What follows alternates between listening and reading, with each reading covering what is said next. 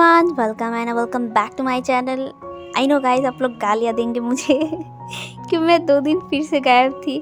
Guys, मैं कोशिश कर रही हूँ कि मैं आप लोगों को वीडियो डेली अपलोड कर पाऊँ, लेकिन अब तो लास्ट सेमेस्टर चल रहा है, एग्ज़ाम सब लोग दे रहे हैं, तो मुझे भी एग्ज़ाम के लिए तैयारी करना पड़ता है एंड एग्ज़ाम ख़त्म भी नहीं हुआ है, स्ट्रेस्ड में हूँ, इसीलिए मैं वीडियो ठीक से अपलोड नहीं कर पा रही हूँ। इसके लिए आई एम सॉरी। इसीलिए मैं आज बहुत मुश्किल से टाइम निकाल कर आप लोगों के लिए वीडियो अपलोड कर रही हूँ।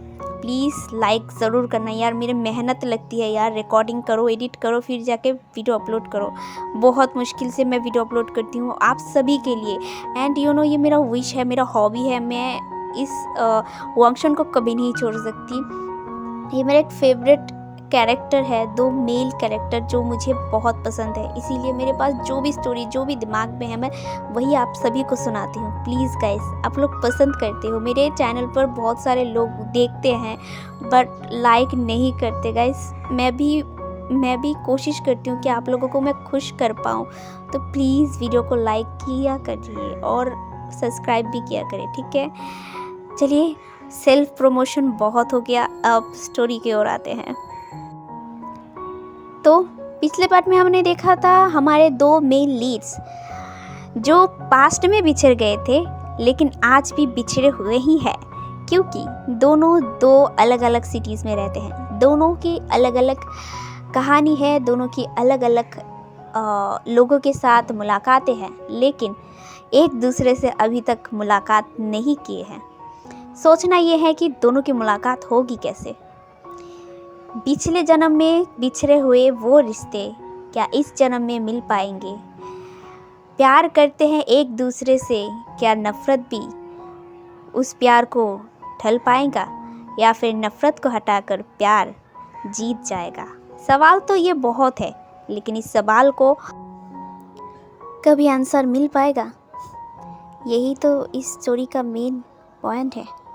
तो स्टोरी बहुत ही फास्टली चलनी शुरू करती है।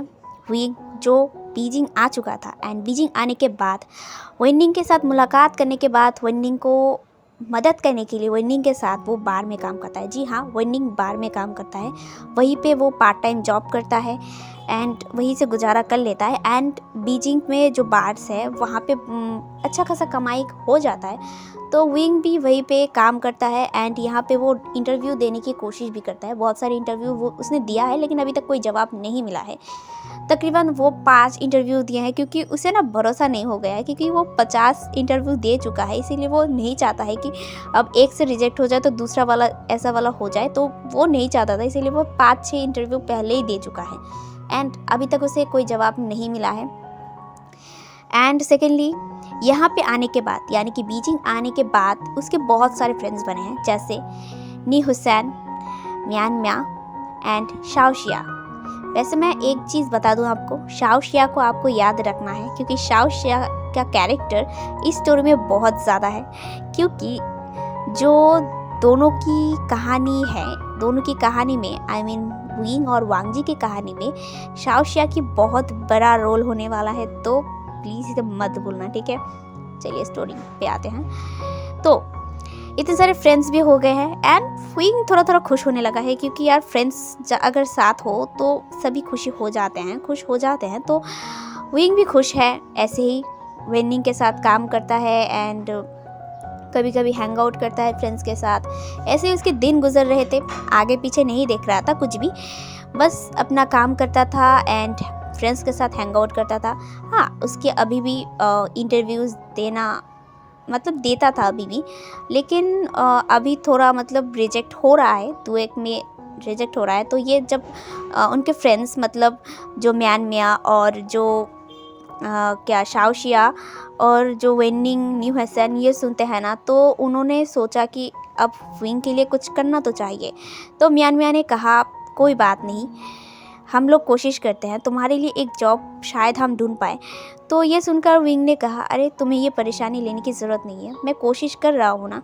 वैसे मैं एक चीज़ बता दूँ, विंग को जॉब की बहुत ज़्यादा ज़रूरत थी, क्योंकि उसे बहुत सारे लोन चुकाने थे, तो इसीलिए वो जॉब के लिए इतना ईगर हो रहा है, इसीलिए तो वो पार्ट टाइम जॉब्स करता है। अब भी वो कोशिश कर रहा है कि वो पार्ट टाइम जॉब कर ले।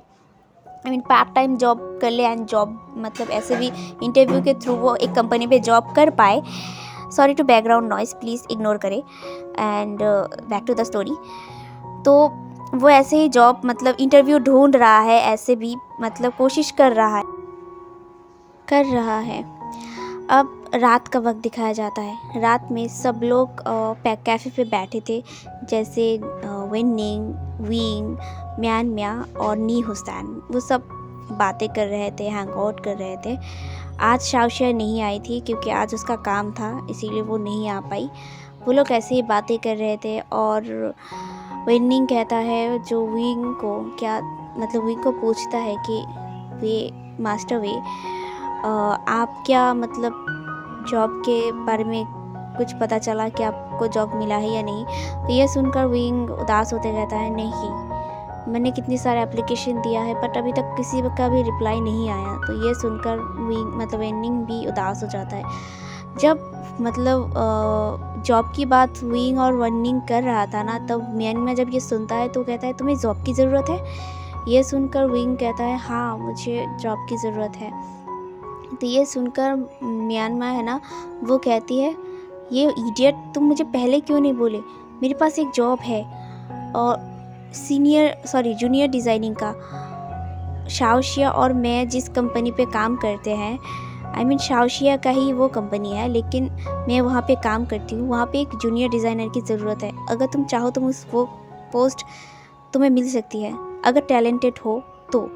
ये सुनकर विंग खुश हो जाता है और कहता है सच में। ये सुनकर म्यान कहते हैं हाँ मैं कल ही शाओशिया से बात करूँगी एंड तुम्हारे लिए मैं वो एप्लीकेशन भेज दूँगी। ये सुनकर विंग खुश होते कहते हैं क्यों, सच में थैंक यू सो मच यार, मुझे बहुत ज़रूरत था जॉब की, तुम देखो एक बार कोशिश करो। और शाओशिया आज क्यों नहीं आई। ये सुनकर जो म्यान था वो कहता है उसका आज काम था थोड़ा सा इसीलिए। वैसे मैं एक चीज़ बताऊँ, शाओशिया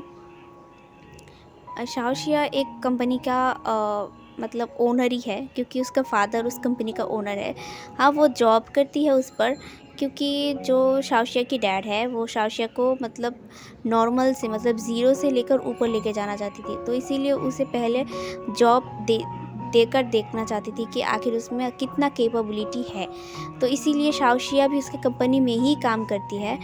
तो उसी दौरान ही म्यान और शाओशिया मुलाकात हुई थी एंड दोनों फ्रेंड्स बने थे। एंड अब विंग का भी फ्रेंड है शाओशिया। तो बैक टू द स्टोरी। जो म्यानमा था वो कहती है मैं कोशिश करूँगी कि अच्छा पोस्ट दे पाऊँ, लेकिन मुझे लगता है तुम्हें उस पोस्ट से शुरू करना चाहिए। वैसे भी वो डिज़ाइनिंग का जो काम है ना वो बहुत आसान है एंड मुझे लगता है तुम ये कर पाओगे। ये सुनकर विंग कहता है हाँ तुम एक बार देखो, मेरे पास कुछ डिज़ाइन है, ये तुम शाओशिया को देना, अगर उसे अच्छा लगा तो ही। एंड लिटरली विंग को जॉब की बहुत ज़्यादा ज़रूरत था। तो यहाँ पे सीन कट हो जाता है एंड हमें दूसरा सीन दिखाया जाता है। अब हमें सेकंड में लीड को दिखाया जाता है, यानी कि हमारे लान वांगजी को दिखाया जाता है जो अभी भी काम कर रहा था। ऑफ कोर्स वो एक प्रोजेक्ट को लेकर बहुत ज़्यादा टेंशन में था क्योंकि ये प्रोजेक्ट उन लोगों के लिए इम्पॉर्टेंट है। बेस्ट डिज़ाइन चाहता है वो, क्योंकि उसे ना कुछ भी डिज़ाइन अच्छा नहीं लग रहा था। एंड मैं बता दूँ लान वांगजी का जो कंपनी है वो एक एंटरटेनमेंट कंपनी है एंड सारे जो इंडस्ट्रीज़ की जो डिज़ाइनिंग है वो सब कुछ जो लान वांगजी के कंपनी में ही होती है। बेस्ट डिज़ाइनर अवार्ड भी वांगजी ने जीता था। तो इसीलिए वो टेंशन में है कि इस वाले जो डिज़ाइन है वो उसे पसंद नहीं आ रहा था, इसीलिए उसे गुस्सा भी आ रहा था एंड वो ना चिल्ला रहा था। जो सारे स्टाफ है, सारे डिज़ाइनर है, उसके ऊपर चिल्ला रहा था एंड बोल रहा था कि तुम लोग क्या करते हो, हाँ ऐसे घटिया डिज़ाइन लेके आए हो, हमारे पास वक्त नहीं है, 1 महीने में हमें डिज़ाइन तैयार करना है और तुम लोग ये सब घटिया डिज़ाइन लेके आए हो, जल्दी जाओ और अच्छे से अच्छा डिज़ाइन चाहिए मुझे। लान वांगजी तो गुस्से में था, लेकिन अब यहाँ से हमें 2 हफ्ते बाद का सीन दिखाया जाता है। 2 हफ्ते बाद आज जो वांगजी था वो मतलब ऑफिस में बैठा था। एंड उसके साथ उसका ब्रदर भी, लैन शिचैन भी बैठे थे, कुछ फाइल को देख रहे थे वांग जी के ऑफिस रूम में ही। बहुत सारे काम थे तो वो लोग एक साथ ही कर रहे थे।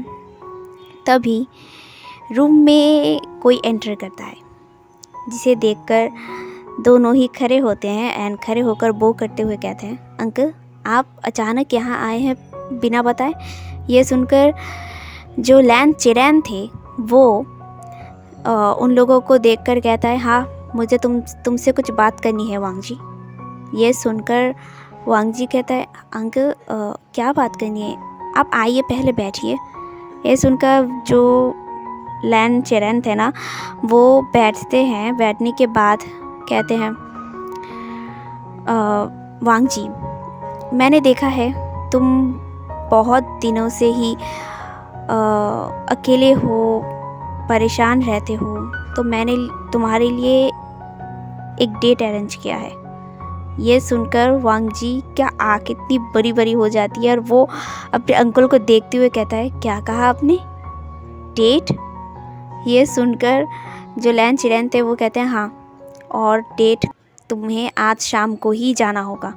ये सुनकर मतलब वांग जी का गुस्से का पारा ना हाई हो गया और वो मतलब थोड़ा शांति से ही बट अपने गुस्से वाले टोन में ही कहती है, अंकल आपने मुझे बिना बताए मेरे लिए डेट फिक्स कर दिया। ये सुनकर जो लैन चिरैन थे ना, वो भी अपने गुस्से वाले टोन में ही कहता है, हाँ क्योंकि अब तुम्हें शादी कर लेना चाहिए और डेट भी कर लो, इतना हाई टेम्पर पे रहते हो तुम। और वैसे भी मैं शाओ कंपनी के साथ कोलैबोरेशन करना चाहती हूँ, मेरे कंपनी के साथ, यानी कि लैन कॉरपोरेशन के साथ शाओ कंपनी कोलैब करेगा। और इसी के तहत मैंने शाओ कंपनी की जो मिस्टर शाओ है उनके बेटी के साथ तुम्हारी डेट फिक्स की है एंड अब तुम्हें डेट पे जाना होगा एंड मैं चाहता हूँ डेट सक्सेसफुली हो एंड तुम डेट के लिए जाओगे एंड ये मेरा फाइनल ऑर्डर है। ये कहकर जो लैन चिरैन थे ना, वो उठते हैं। उठकर एक बार लैन शिचैन को देखते हैं और वांग जी को देखकर ही वो ऑफिस रूम से बाहर चले गए थे। एंड इतनी देर तक ना लैन शिचैन सिर्फ सुन रहे थे, वो कुछ भी नहीं कह रहे थे, बस अपने अंकल की बात सुन रहे थे और लान वांग जी का जो एक्सप्रेशन है ना वो नोटिस कर रहे थे। और लान वांग जी जो अभी भी अपनी बड़ी बड़ी आँखों से ना उसी डायरेक्शन को देख रहा था जिस डायरेक्शन पे उसके अंकल गए थे, तो वो ना अपना सिर पकड़ लेता है और बैठ जाता है और वो ना गहरी गहरी ब्रीथ ले रहा था क्योंकि वो अपने गुस्से को शांत करने की कोशिश कर रहा था। और दूसरी तरफ लैन शिचैन वो भी अपने भाई की सिचुएशन को समझ रहे थे, तो वो भी लान वांग जी को कहता है, वांग जी तुम शांत हो जाओ, तुम इतने हाई टेम्पर में क्यों हो, एक मिनट तुम थोड़ा सा पानी पी लो एंड थोड़ा सा शांत हो जाओ। और लैन शिचैन वांग जी को थोड़ा पानी देते हैं एंड वांग जी पीता है एंड खुद को शांत करते हुए कहता है, देखा आपने, अंकल ने मुझे बिना बताए डेट फिक्स कर दिया। उनकी प्रॉब्लम क्या है मुझे नहीं पता, मैं नहीं करना चाहती कोई डेट, मैं अकेला ही ठीक हूँ। ये सुनकर लैन शिचैन कहते हैं, वैसे वांग जी तुम्हें डेट कर लेना चाहिए, वैसे भी तुम कब तक अकेले रहोगे, बहुत अकेले रहे हो, मैं देखता हूँ तुम अकेलापन फील तो करते हो, लेकिन तुम कब तक अब अकेले रहोगे, अब थोड़ा सा डेट फिट कर ही लो। ये सुनकर लैन वांग जी कहता है, ब्रदर आप मत शुरू हो जाइए प्लीज़, मैं नहीं चाहता कोई डेट करना। लेकिन अब लैन शिचैन भी क्या कर सकते हैं, लैन चिरैन की ऑर्डर है, वो भी कुछ नहीं कर सकते, तो वो सिर्फ इतना ही कहते हैं, अब तुम अंकल की बात को तो फैल नहीं सकते, तो तुम्हें जाना तो होगा। ये सुनकर लान वांग जी कहता है, मुझे गुस्सा आ रहा है। हाँ, और यहाँ से सीन कट हो जाता है और हमें विंग का सीन दिखाया जाता है जो अभी पार्ट टाइम जॉब में था, यानी कि बार में काम कर रहा था और ये मॉर्निंग का वक्त था, ठीक है। वो लोग अपने काम में बिजी थे, वेंडिंग और विंग। तभी ना कोई बार में आता है एंड जिसको देखकर विंग और वेंडिंग शॉक्ड हो गए थे। वो ना हैरानी से अपने बड़ी बड़ी आँखों को खोल कर देख रहे थे। सामने शाओ शिया खड़ी थी और उसकी हालत इतनी ख़राब थी। उसकी मेकअप बिखरी हुई थी, उसके बाल बिखरे हुए थे, उसके हाथ में एक वोडका का बोतल था एंड वो ना एकदम बुरी हालत में थी। वो रो रही थी, उसके आंखों में आंसू था। वो लेकर ना बोतल को लेकर जो वेनिंग और विंग है ना उसके पास आता है और कहते हैं कैसे हो सब। ये देखकर ना विंग मतलब उसे थोड़ा पकड़ता है क्योंकि वो लड़खड़ा रहा था, शाओशिया लड़खड़ा रहा था और कह रहा था कि कैसे हो, बहुत दिनों बाद मिले, ये सब बोल रहा था। और विंग है ना वो कह रहा था शाओशिया, शिया तुम्हें क्या हुआ, ऐसी हालत तुमने क्या बना ली है अपनी हालत। ये सुनकर ना जो शाओशिया है ना वो विंग को हक कर लेती है एंड ज़ोर ज़ोर से रोने लगती है। तो ये देखकर ना वेनिंग भी उसके पास आता है और कहता है शिया क्या हुआ है, तुम रो क्यों रही हो और ऐसी हालत, तुमने ऐसी हालत बनाई खुद की, क्या हुआ है। ये सुनकर जो शाओशिया है ना वो रोते हुए कहती है पापा मुझसे प्यार नहीं करते, वो हमेशा हमेशा अपनी मनमानी करते हैं, अपने बिजनेस के चलते अपने बेटी को भी बेच देंगे। ये सुनकर जो विंग था ना वो कहती है नहीं, ऐसा क्यों कह रहे हो अपने बाप के बारे में, फादर कभी भी अपने बच्ची के लिए बुरा नहीं सोचती है, शायद तुम्हारी अच्छी ही सोच रही है, और वैसे हुआ क्या, ऐसी बातें क्यों कर रही हो तुम।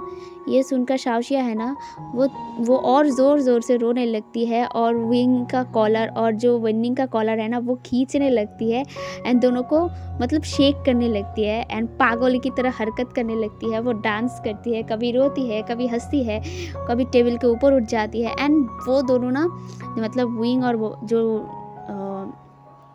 वेनिंग था वो दोनों ही ना उसे संभालने की कोशिश कर रहे थे एंड बोल रहे थे रुक जाओ, तुम ऐसी हरकत ना करो।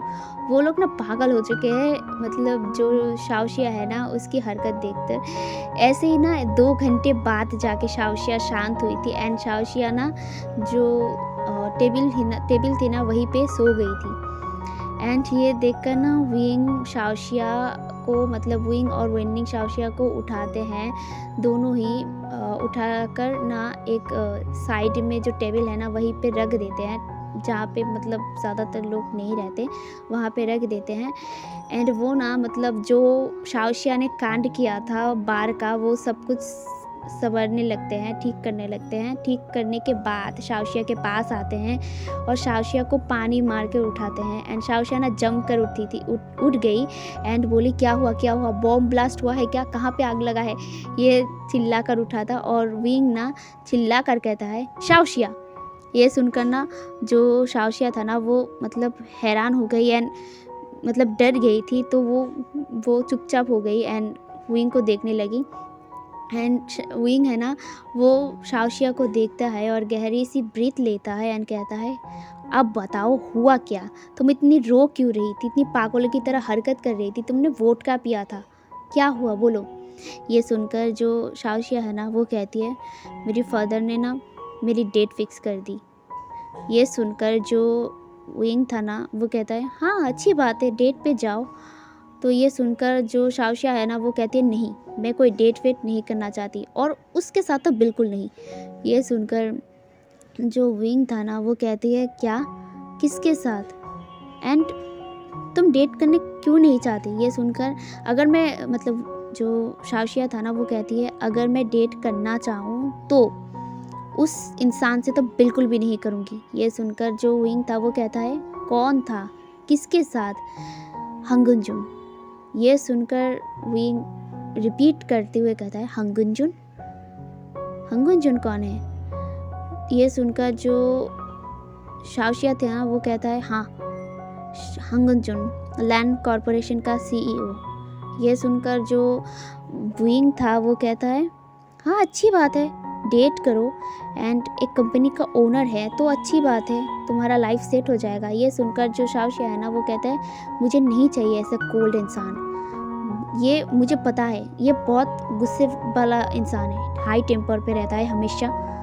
तो ये सुनकर विंग हंसता है और कहता है लोग इतने भी कोल्ड नहीं हैं, उनके मन के अंदर भी बहुत फीलिंग्स है, तुम जाओ और थोड़ा सा हैंग आउट करो एंड उसके साथ डेट में जाओ, मुझे लगता है अच्छा ही होगा। ये सुनकर जो शाओशिया है ना वो कहती है बिल्कुल नहीं, मैं नहीं जाने वाली, उसके पास जाने से तो अच्छा मैं मर ही जाऊँ। ये सुनकर जो विंग था ना वो हंसता है और कहता है तुम भी ना एक सिंपल सा डेट ही नहीं कर सकती, एक काम करो, तुम डेट नहीं करना चाहती तो मना कर दो। ये सुनकर शाओशिया रोते हुए कहती है वही तो मैं नहीं कर सकती, मैं अगर वो कर पाती तो मेरी ऐसी हालत होती नहीं। ये सुनकर विंग कुछ देर सोचता है और कहता है तो फिर तुम कुछ ऐसा करो ताकि जो इंसान जिसके साथ तुम्हारा डेट है वो खुद ही तुम्हारे साथ डेट तोड़ दे, ये शादी तोड़ दे। ये सुनकर जो शाओशिया था वो मतलब कुछ सोचने लगती है एंड वो ना खुश हो जाती है एंड कहती है हाँ मैं ये भी तो कर सकती हूँ, मैं कितना बुद्धू हूँ, मैं ऐसे रो क्यों रही थी, मैं ऐसा भी तो कुछ कर सकता हूँ। लेकिन मैं क्या करूँ, मुझे यही तो समझ में नहीं आ रहा है। ये सुनकर ना विंग अपने सिर पे हाथ रख देता है और कहता है तुम्हारा नशा अभी तक उतरा नहीं है, रुको मैं तुम्हारे ऊपर और पानी डालती हूँ। ये सुनकर जो शाओशिया है ना वो कहती नहीं, नशा उतर गया, बस मुझे ये समझ में नहीं आ रहा है कि मैं करूँ क्या ताकि वो खुद ही ये शादी तोड़ दे, क्योंकि मैं इस शादी को तो खुद तोड़ नहीं सकती, इसीलिए मैं चाहता हूँ कि वो खुद ये शादी तोड़ दे। तो ये सुनकर विंग कहता है तुम एक काम करो, किसी को मतलब खुद का बॉयफ्रेंड बनाकर लेके जाओ एंड बताओ कि ये मेरा बॉयफ्रेंड है, मैं तुमसे शादी नहीं करना चाहती। ये सुनकर जो शाओशिया है ना वो कहते हैं नहीं, अगर ये बात अगर मेरे डैड को पता चल गया तो वो मुझे मार ही डालेंगे। तो ये सुनकर ना जो विंग था ना तो फिर मतलब विंग कहता है तो फिर क्या करना। तो विंग है ना मतलब जो शाओशिया है ना वो कुछ सोचती है एंड कहती है कि मैं नहीं जा सकती लेकिन मेरी जगह कोई और जाके तो डेट कर सकता है ना। ये सुनकर विंग शॉक्ड होते हुए कहता है क्या तुम खुद की जगह किसे भेजोगी एंड वो तुम्हें पहचानेगा नहीं। मतलब ये सुनकर शाओशिया कहती है वही तो, उसने कभी मुझे देखा ही नहीं है तो वो मुझे पहचानेगा कैसे, एंड मेरी जगह कोई और जाएगा तो अच्छा ही होगा ना, मतलब मेरी जगह कोई और जाके ऐसी कुछ हरकतें करेगा जिसके वजह से वो खुद ही ये शादी तोड़ देगा। ये सुनकर जो मतलब विंग था ना वो कहता है हाँ अच्छा आइडिया है, तुम किसे भेजना चाहोगे। ये सुनकर जो शाओशिया है ना वो सोच में पड़ जाती है कि वो किसे भेजेगा। तो विंग कहता है म्यान में उसे भेजना चाहिए।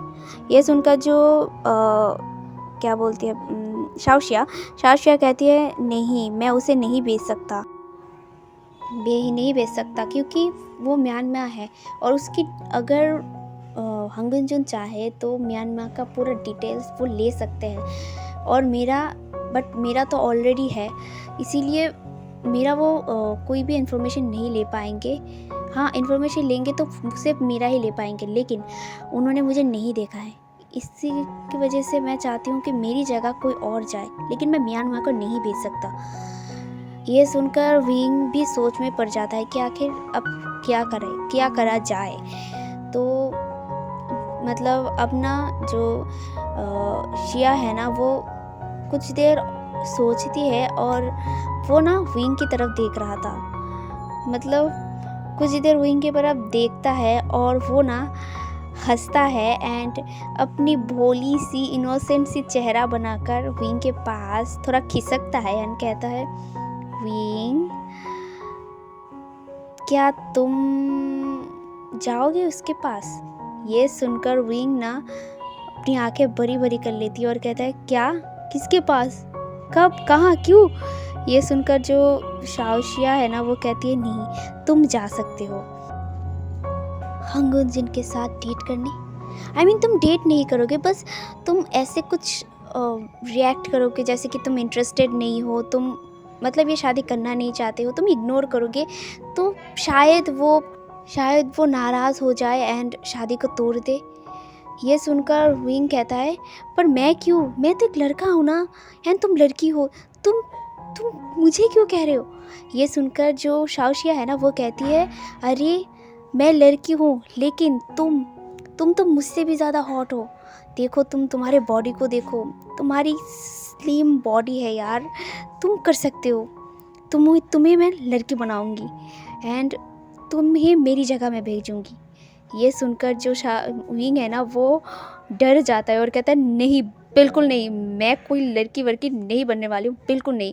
ये सुनकर शाओशिया है ना वो रोने लगती है और कहती है प्लीज़ प्लीज़ यही एक रास्ता है। अगर मैं ये शादी को तोड़ दूँगा तो फादर मेरी सारे पैसे मतलब पॉकेट मनी बंद करवा देंगे, मुझे घर से निकलने के लिए भी नहीं, मतलब मुझे रोक कर रखेंगे, मुझे घर में बंद करके रखेंगे। मैं ये नहीं चाहता, प्लीज़ प्लीज़ विंग, प्लीज़ मान जाओ, मेरे पास और कोई रास्ता नहीं है, बट प्लीज़ यार प्लीज़। ये सुनकर जो विंग है ना वो भी ना अब अपने रोनी की जैसी सूरत बनाते हुए कहता है नहीं नहीं नहीं, मैं नहीं जाऊँगा, तुम मुझे क्यों लड़की बनाने पे तुली हो, मैं लड़का हूँ। ये सुनकर जो शाओशिया है ना वो कहते हैं नहीं प्लीज़, तुम देखने में लड़की से भी कम नहीं हो यार, तुम्हारा चेहरा ओ माय गॉड इतना हैंडसम है, इतना ब्यूटीफुल है, तुम्हारा बॉडी स्लिम है, एक तुम जैसे लड़की क्या लड़के भी फ्लैट हो जाए। प्लीज़ विंग, तुम प्लीज़ मान जाओ ना। ये सुनकर विंग ना बस शाओशिया को देखता है और कहता है अपने मन में ही, अब मैं किस मुसीबत में पड़ गया। हाँ, क्यों किसी का भला करने जाओ तो खुद ही का जो सत्यानाश हो जाए। अब वो ना सोचने लगता है कि आखिर होगा क्या आगे। और यहीं पे मैं एपिसोड रख रही हूँ, कल देखेंगे कि आखिर उन दोनों की मुलाकात ऐसे होती है या नहीं, क्या होगा आगे, क्या इन दोनों की पहली मुलाकात में पहचान हो जाएगा या फिर कुछ और ही होने वाला है। ये जो सीन है ये किसी ड्रामा से ज़रूर मिलता है, आप लोग कमेंट में ज़रूर बताना किस ड्रामा से मिलता है, ठीक है। आज के लिए बस यही तक, मैं बहुत मुश्किल से रिकॉर्डिंग की हूँ एंड मैं चाहती हूँ प्लीज़ आप लोग इस एपिसोड में ज़्यादा रिस्पॉन्स दे।